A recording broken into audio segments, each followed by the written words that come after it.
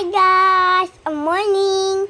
Good morning guys at hello po, samahan nyo kami for today's video. Araw ng linggo, maaga kami nagising dahil may naagang nangatok. Hindi ko pa sana bubuksan kasi wala namang pasok. Ang sarap pa sanang matulog dahil medyo umuulan din ngayon. At yan, si baby pa sayaw-sayaw. Ang bata sa nakita na may camera. Kung hindi ko sana binuksan, hindi sana wala kaming bigas na sasaingin. Char. Dumating pala yung in-order naming bigas sa Orange App. At yan, monthly namin yan binabayaran sa G-Gives. At yan, yung bata habang nag-aayos naman ako ng aming laban ay tinutulungan ako sa aking labahin at pinaghihiwalay lang namin yung mga puti at saka decolor. Sakto din yung katok pala ng nagde-deliver ng bigas na maaga dahil ngayon pa lang kami maglalaba dahil hindi ako nakapaglaba kahapon dahil ang batang ito ay nilagnat.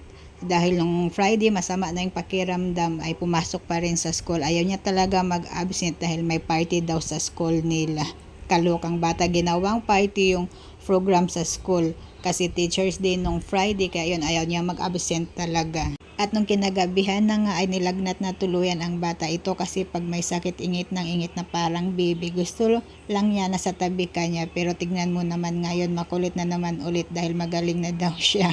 Pero mas gusto ko na yung ganito, yung makita siyang makulit kaysa naman yung nakahiga lang siya maghapon sa higaan tapos ang tamlay. At yan, nagwawalis na siya dahil ang daming nalalaglag na pagkain ng lovebird kasi nung isang araw nagpakain yung kuya niya sa alaga niyang lovebird ay doon pinatong sa basket yung lagayan ng pagkain ng kanyang ibon at may natapon kaya doon napunta lahat sa aming laban. At yan, in-start na natin yung washing dito para umpisa na siya maglaba o diba yung washing na maglalaba ngayon hindi na ang person. Char. At pakape-kape na lang ang person o diba? Char.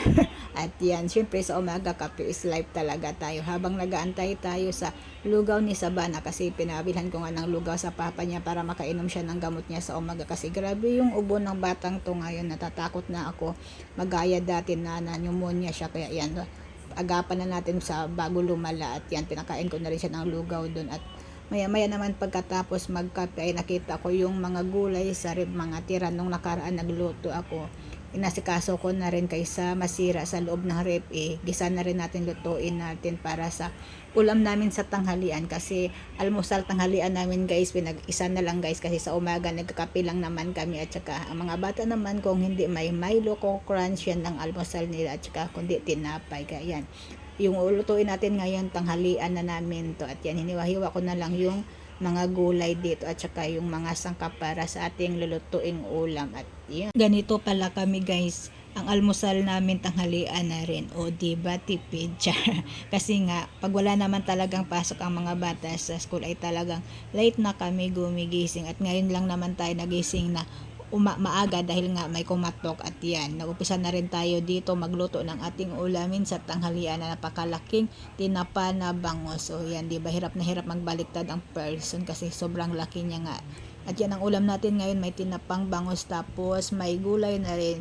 Goods na yan sa ating ulam sa tanghalian. O diba, super yummy dahil napakalaki naman sobra ng bangus na to. At yan, sulit na sulit. At pagkatapos magprito ng tinapa na bangus ay nagisa na rin tayo ng sangka para sa ating gulay. O diba, yan yung mga gulay yan na natira sa rip guys. Kaya yan, ginisa na rin natin. Yan, mikos-mikos na natin hanggang sa maluto ang ating gulay. At yan, takpan lang natin hanggang sa maluto at syempre lagyan lang din natin ang mga pampalasa para naman masarap ang ating simpleng gulay kahit walang sahog. Yan okay na yan.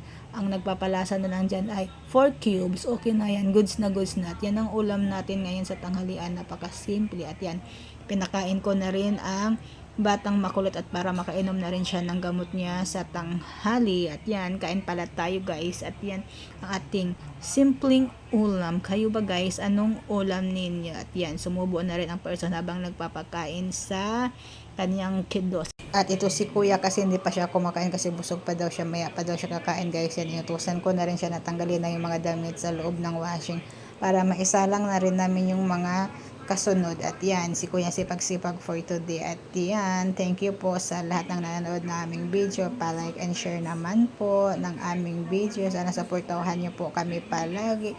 Thank you po.